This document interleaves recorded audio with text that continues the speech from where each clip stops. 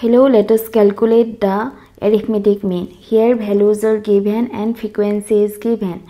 Values are denoted by x, frequency is denoted by f. Then we have to find out the fx column. Fx column means just multiply the corresponding values of f and x.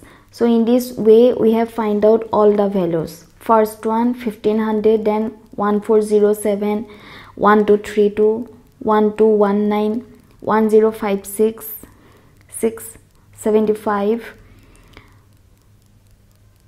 2158, then 27 into 73 is equal to 1971. Last one 28 into 45 is 1260.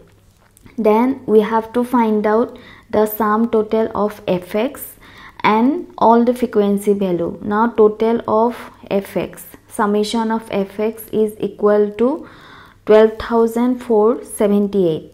Then we also need to find out the total frequency, summation of f, which is denoted by n, and it is equal to 523.